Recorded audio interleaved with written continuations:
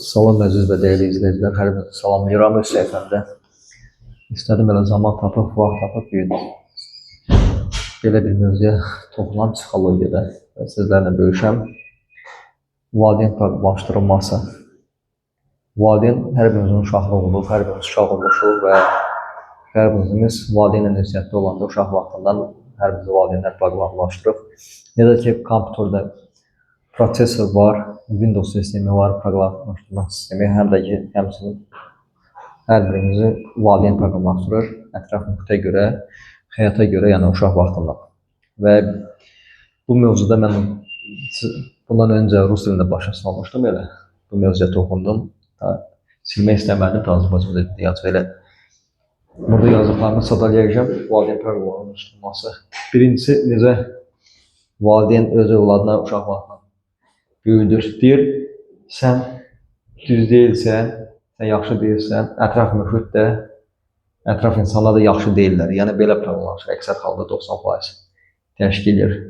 Əksərimiz belə böyüdüklər ki, sən yaxşı deyilsən, ətraf insanlar və həyat, ətraf mühiti yaxşı deyil. Belə insanlarda həmişə özünə güvəni az, əminsiz insanlar yaşadıqca böyüyürlər. Ətraf mühitə haqsız kimi baxırlar, ədalətsiz kimi baxırlar, yəni həyata qarşı. Və ətraf insanlara tərəddüdlə yanaşırlar, şübhə ilə yanaşırlar. Yəni, birinci proqramlaşdırma belədir, valideyn proqramlaşdırılması. Sən düz deyilsən, sən yaxşı deyilsən, ətraf insanlar və həyat yaxşı deyil, ətraf həyat. İkinci proqramlaşdırma belədir. Sən yaxşısan, ətraf insanlar və həyat yaxşı deyil.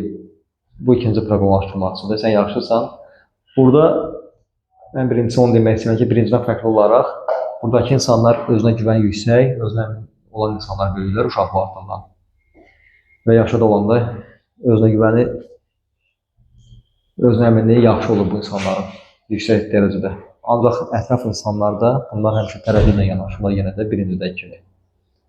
Şübhə ilə yanaşırlar və ətraf həyata, ümumiyyətlə həyata bağlı yenə də bunlar haqsız yanaşırlar ki, yəni həyat haqsız həyatdır, ədalətsiz həyatdır. Yəni, bu proqramlaşdırmada belə insanlardan əksər halda siyasətçilər çıxır.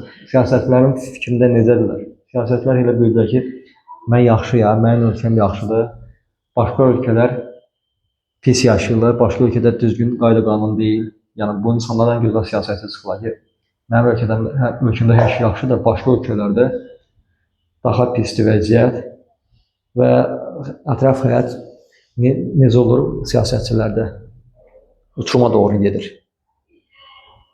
Demək ki, ətraf insanlar pisdir, demək başqa ölkələr pisdir bizim ölkəmizə qarşı.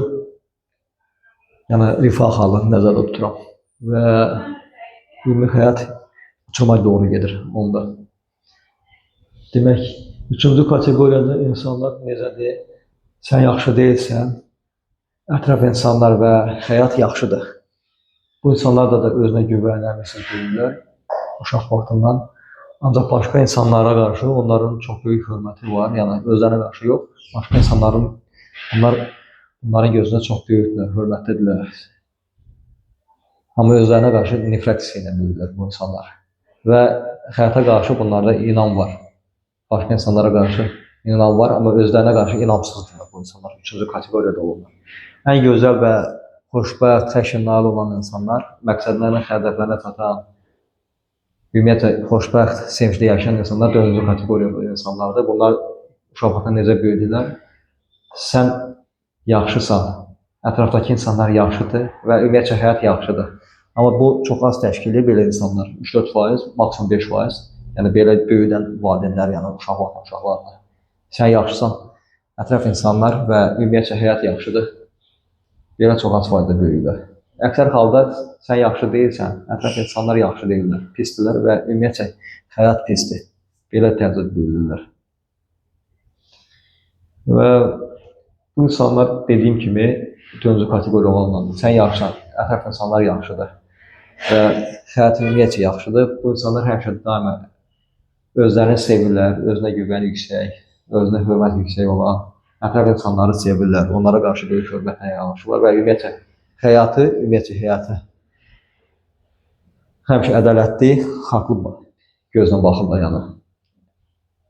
Və həmişə şükürlüdürlər bu insanlar, dördüncü kateqoriyada olanlar. Amma birinci kateqoriyada insanlar həmişə ətraf mühitə, həm də özünə və başqa insanları sevmirlər, tərəddüdlə yanaşırlar ətrafdakı insanlara. İstədim qısa da olsa bu valideyn proqramlaşdırması barədə sizlərə xəstəlik məclis izləyicilər.